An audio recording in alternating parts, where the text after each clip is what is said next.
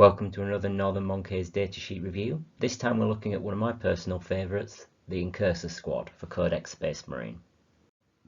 So Incursors, they're another one of your cheap early game skirmish units. Early in the edition, they really weren't used too much. People were liking infiltrators for blocking out those deep strikes that were more prevalent back then. And then people like scouts, they've got infiltrate, they've got the scout 6 ability, it's all really good stuff. And Incursors kind of fell by the wayside as kind of being in the middle of those two and never really seen any play. But Incursors saw a buff in terms of AP and melee, and their infiltrators and scouts have both taken points nerfs, and maybe their value has kind of decreased a little bit, which has really brought Incursors much higher up. I always thought Incursors were good, I think they were just outshined before. So this is the Incursor datasheet. It looks fairly unassuming on the surface, another 80 point unit of 5 Space Marines, but it's deceptively good. I think the reason that it is so good is because there's just so much stuff crammed in everywhere, where really there doesn't need to be. For example, their guns have assault and they have cover. Oh, great. Their paired combat blades, oh, they've got sustained hits and they've got AP1. Oh, cool. Or their keywords, oh, they've got grenades and they've got smoke. And they've got Phobos, all great stuff to have.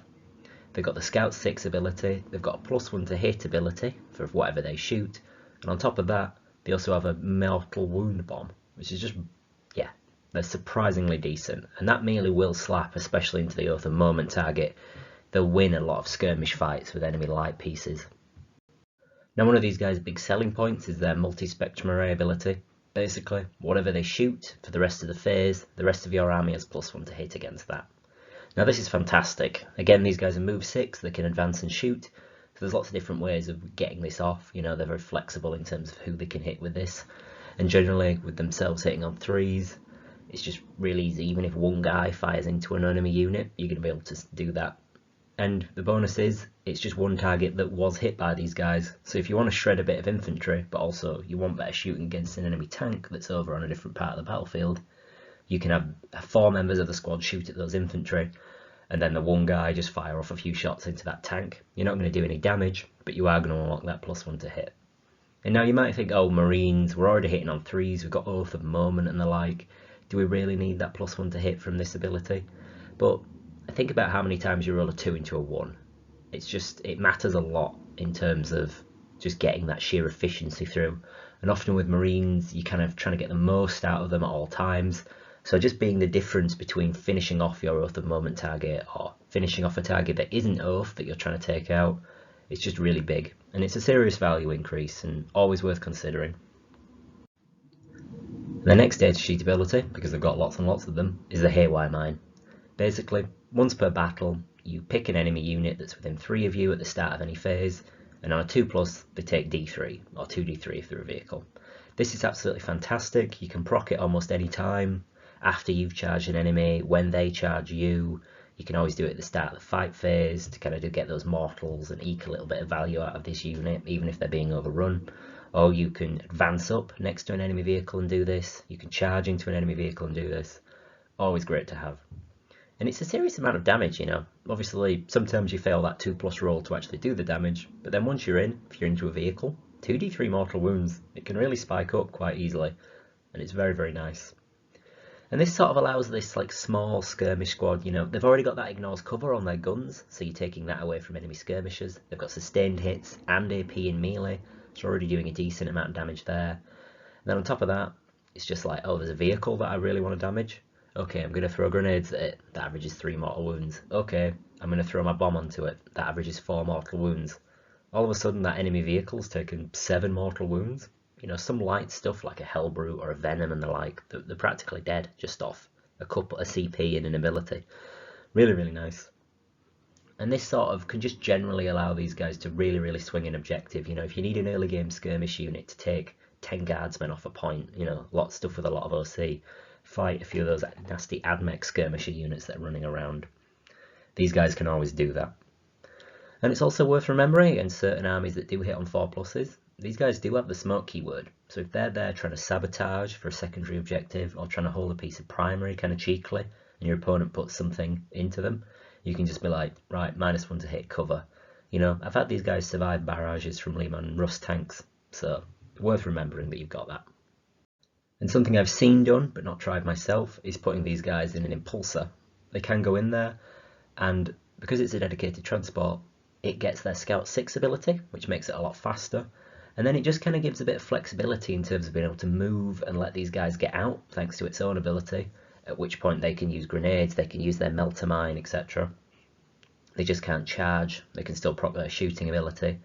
And that's really nice just for being able to get a bit more flexibility out of them. Plus, the Impulsor with that 5-up invuln ability, it can be a very decent little annoying unit for your opponent to have to kill. You can use it and the Incursors to kind of move block your opponent quite aggressively. It's a very technical kind of unit and package, this Impulsor, Incursor kind of thing. But it's pretty nice. I mean, I think it can be quite slick. And the benefit is you get to double down on that mortal wound capacity. You know, you do the Haywire mine, you do the grenade, you do the tank shock. All of a sudden you just like crash into an opponent's Predator tank and just take it off the field. It's quite funny. And of course, one of my favourite abilities in the game, that Scout 6. It's really fantastic in the deployment phase and for mission play. It really can just help you get a lot of value out of this squad. It's something you should always be looking to do with your Space Marine units, is get that value out of them, get that efficiency out of them. And this ability, if you think about it and plan a little bit ahead, it's always going to let you do that. So just looking at this very standard deployment and mission, you can see a couple of places here where Incursor squads can go, where their Scout 6 ability really ups their value. You can deploy them here. I tend to do this a little bit early. I kind of like to show my hand a little bit with these guys, because even though you deploy them, your opponent doesn't quite know where they're going.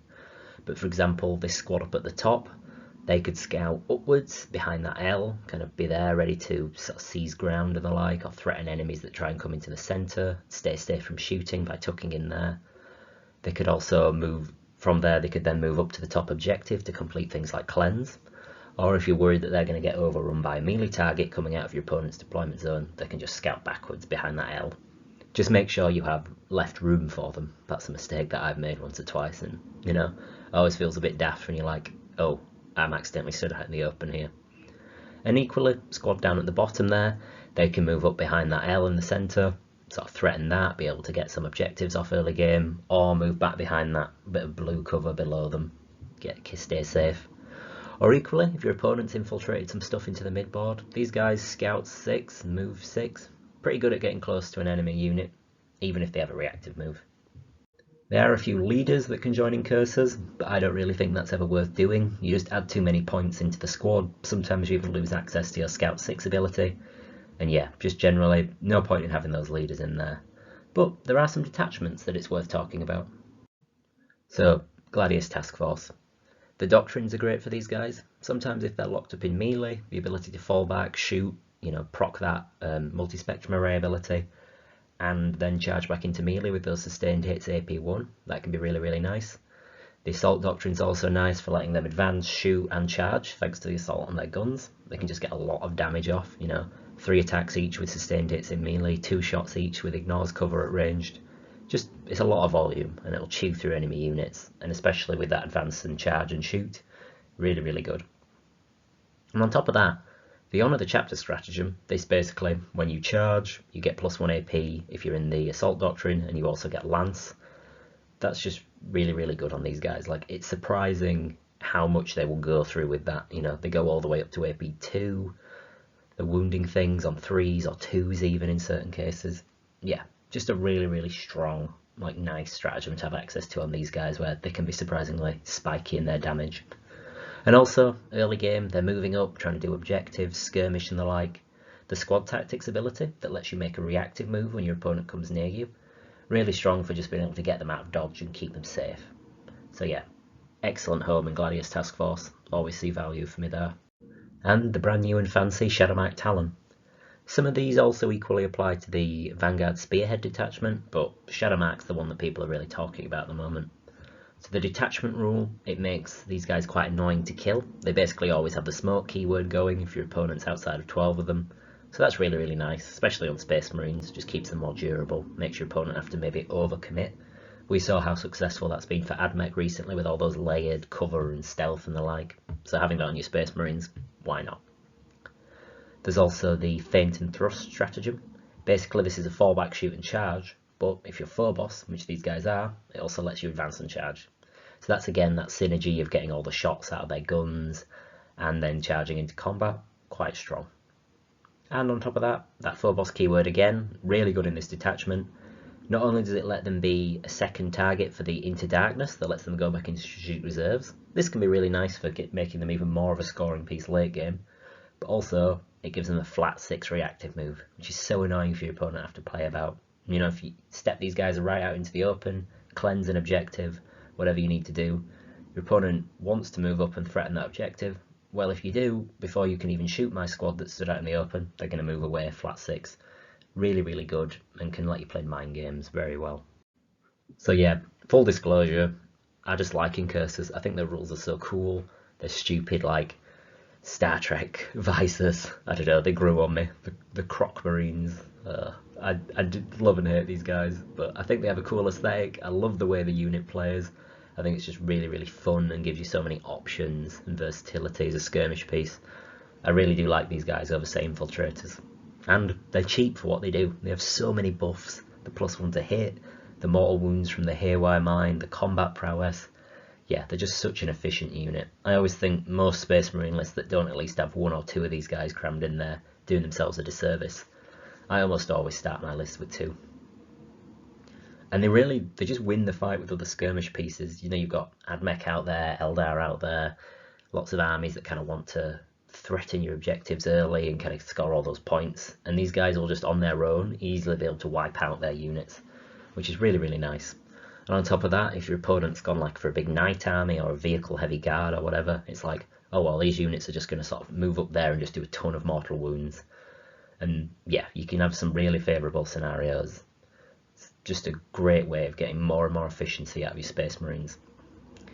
And these guys, they don't need to be in any particular detachment. I think that's what's great about them. You can run them in almost anything and they'll get value out of it. And just, even if they got no detachment rule, no stratagems, they'd still be a good, like, skirmishing piece. But they do also happen to have great stratagems, synergy with 2 of the best detachments in the game. So, yeah, can't complain there. So thanks for watching, everyone. Like and subscribe if you enjoy. We try and make content like this every week. This is the first time I've sort of re-reviewed a datasheet. I thought it was worth dealing with Incursors, played a bit more with them since then, kind of updated my opinions and the video format. And for anyone who hasn't watched the old video, I just thought it'd be good to see. You know, like I said, these guys are like my pet unit. I just think they're really cool, so why not talk about them again? And yeah, thanks for watching, everyone. Bye.